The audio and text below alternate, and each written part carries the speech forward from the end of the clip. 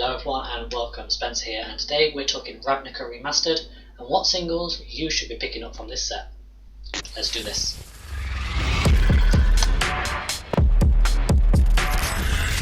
So first off, just a small little disclaimer. Just because you can afford these cards now, or just because these cards have come down in price, does not necessarily mean that you need to buy them. Yeah, think of your playgroup, think of the power level you want of your deck before you rush out and start slamming in all these new quote-unquote staples into your deck. Okay, it will change things, it'll change the balance of your deck, it'll change the flow of your deck, and it's also then going to affect your playgroup. You don't want to be in an arms race at your local game store, everybody searching for the latest and greatest cards. Just be careful with what you put in and be mindful of those decisions. But anyway, onto the list. So first off, the instant blue spell that costs you 2 mana. No one knows it costs 2 mana, everybody expects it for the 7 mana cost of the overload ability. That's right, Cyclonic Rift. Was once a $30 card, now it has come down, it's in the $20 range. I'm used to looking at everything in euros. I think the cheapest version I've seen so far is about 15 euros. That's pretty damn cheap for a Cyclonic Rift. If you need one for your decks, yeah, and it won't function without it, and it's a good upgrade and you're happy with those power levels, now is the time to be picking one of these up. Cyclonic Rift, pick one up if you need one. So next up we have the green enchantment that draws you cards when you play creatures. That's it, Guardian Project. It's pretty much a staple for any green deck that does play creatures, and let's face it, most green decks do. Yeah, it's absolutely fantastic card. It has been reprinted at the mythic level, so it is not going to be as a common reprint as many people would have liked. It was once a $3-4 card, now it's going to be pretty much around the $10 mark. The highest I've seen it so far is about $12 to $15. But yeah, if you can pick one up for around $10 and you play creatures and you play green, it could be a worthwhile investment for your deck. So next up, I've got one for you combo players. It's the 3 mana artifact, which is Cloudstone Curio.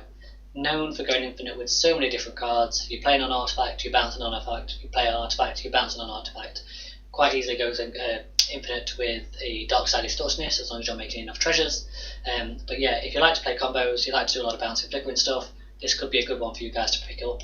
Once again, it's printed at the mythic level, so you're probably not going to be able to put it in packs, so make sure you pick up the single if you need it for your decks.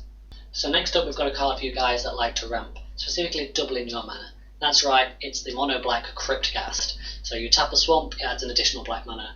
Famously goes in great combination with Urborg Tomb of Yawgmoth, so if you have one of those and you need a Crypt cast, now is the time to be picking up that Crypt cast. Fantastic card if you need to make more mana in black decks. So yeah, pick up a Crypt cast if you need one for your deck. So next up, I have got 3 uncommon cards for you. Now these are uncommons, but I guarantee you that in the right decks, these are absolute powerhouses. We have Muddle the Mixture, Rhythm of the Wild, and Mayhem Devil. Mayhem Devil is absolutely fantastic in sacrifice decks. Whenever you sacrifice a permanent, you get to ping something for 1 damage. Absolutely fantastic. In the right decks, they can really shine. Rhythm of the Wild is the Gruul enchantment, 1 green and red, I believe, and it allows your creatures to not be countered, and when they enter the battlefield, you can put a +1/+1 counter or haste, allowing you to do the Gruul beatdown plan even more effectively. And the last one, Muddle the Mixture, is a blue counter spell that also allows you to tutor for an artifact. What blue decks are playing artifacts? 3 absolutely fantastic cards, and if you need them for your decks, they are definitely worth picking up now. And shockingly, there's one more on this list, so if you've not figured it out already, now is the time to pick up the Signets. That's right, the Signets. You can play these in pretty much every deck, helps you ramp artifacts. Love them, pick them up now, great stuff. Oh, and I think there's these dual lands as well that are in the set. Yeah, probably pick those up now as well.